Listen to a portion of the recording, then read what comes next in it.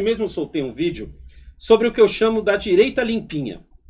Tá ligado? Que pra mim a direita limpinha não é aquela direita que fala mal do Bolsonaro, não é aquela direita que critica o Bolsonaro, mas é aquela direita que faz vista grossa pro Lula, faz vista grossa pro PSOL, faz vista grossa pro PT, faz vista grossa pro PCdoB, faz vista grossa pra todo o resto.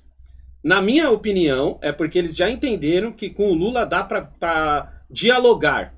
Deixa eu ver se você tá vendo o que eu tô fazendo, o meu sinal aqui, ó. O dialogar, entendeu? Você acha que esses que você acabou de citar, como você citou, não só o pessoal do Black Lives Matter, como também o pessoal que tá na China, apesar de que na China é quase que obrigatório você ser... O cara tem esse álibi, vamos dizer aqui. Você acha que aqui no Brasil, essa minha visão dessa direita, entendeu? Que limpinha, que tá lá toda hora sentando a marreta no Bolsonaro, mas também ao mesmo tempo, tá ligado? Não falam não há, tipo assim, manifestação pra eles nem aconteceu esse final de semana. Você acha que essa minha visão tá correta? Nome que você possa, tem algum nome? Eu não quero falar nome não, porque senão você fala nome, você vai ter o hater do cara enchendo o saco aqui. Eu gosto sempre de ficar longe, mas é fácil, a maioria usa sapatênis. Entendeu? Então, normalmente, eu vou te dizer onde é que está a minha dificuldade. Normalmente, o pessoal que está falando mal do Bolsonaro está fazendo vista grossa para o Lula.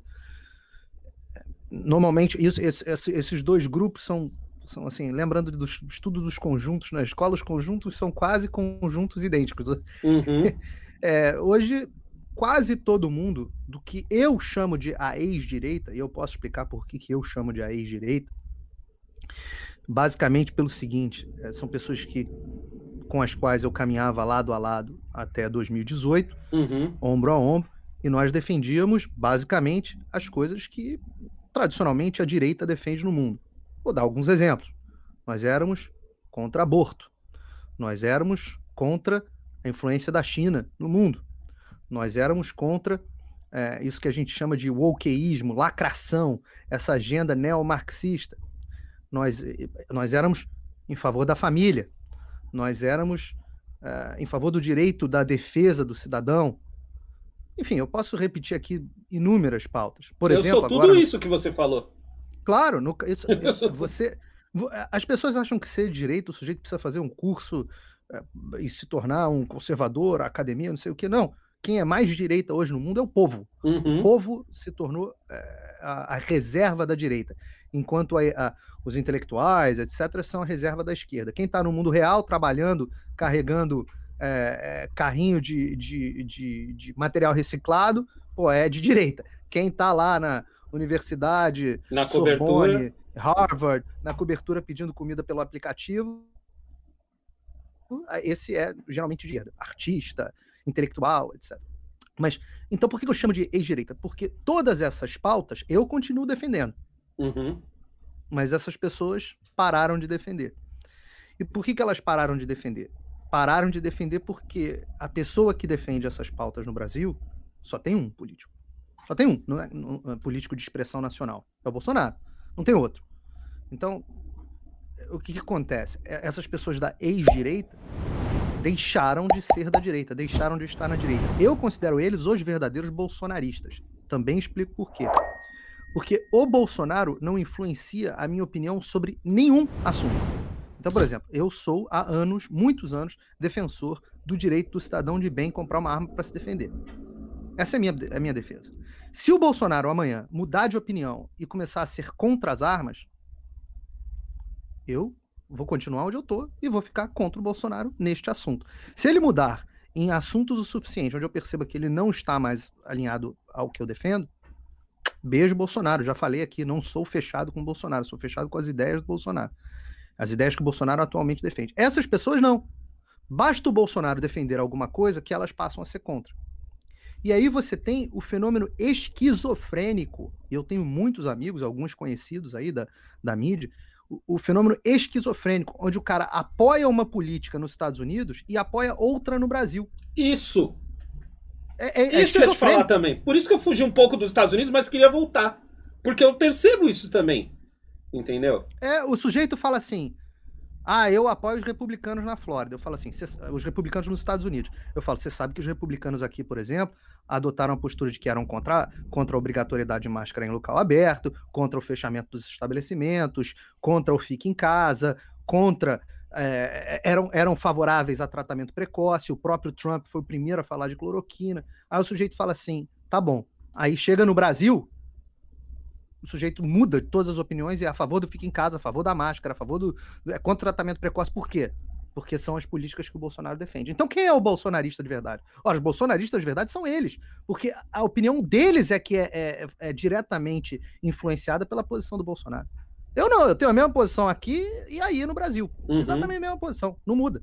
Porque ela é baseada em princípios. Então eu chamo essas pessoas de ex-direita. E agora, o que acontece? Como esse negócio de... Eles queriam um negócio chamado terceira via. Essa terceira via é uma abstração teórica. É uma coisa que ela é quase que eu chamo de o bóson de Higgs da política, porque ela é tão insignificante que ela é teórica e só pode ser detectada em condições muito específicas. Fora disso, é indetectável. E eles não conseguiram. Tentaram vários nomes, tentaram Sérgio Moro, não rolou, não tá rolando. Tentaram Luciano Huck, não rolou, não tá rolando. Tentaram... Quem mais? Bom, o Dória já era politicamente. O Dória, eu acho que a eleição para síndico do prédio dele vai ser competitiva esse ano. Talvez ele ganhe. Vamos lá. Como é que cabe a terceira via? Você tem... Ninguém imagina que o Bolsonaro vai ter menos do que...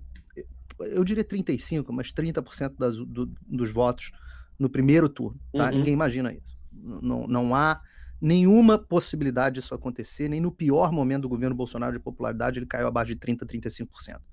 Eu diria que como os institutos de pesquisa têm uma tendência de errar contra o Bolsonaro, eu botaria aí mais de 35%, tá? Entre 35% e 40%, alguma coisa assim. Mas bota 30%, 35%.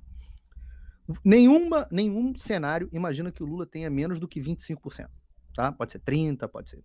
Se você olhar aí o negócio, você tem já 2/3 estão tomados, por um ou por outro. Precisa haver um candidato com pelo menos um outro terço para se tornar competitivo com esses dois. No caso, tem que ser, é mais provável que seja competitivo com o Lula do que com o Bolsonaro. Então, quem é esse outro candidato que vai ter um terço?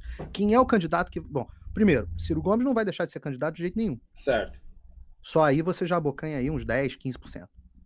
Acabou.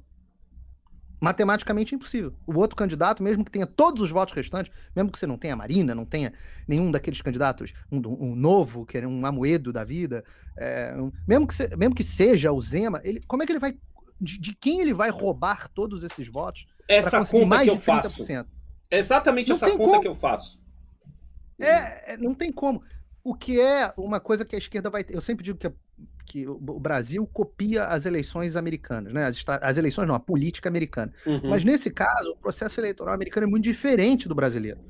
O brasileiro tem multipartidos e essa fragmentação. No modelo americano, você tem 2 partidos. Então, qual foi a estratégia da esquerda aqui nos Estados Unidos? Foi fazer uma campanha sem programa nenhum. Você perguntasse, o que o Joe Biden defende? Ninguém sabia dizer. A campanha, Joe Biden teve praticamente nenhum voto. Quem teve voto foi o anti-Trump.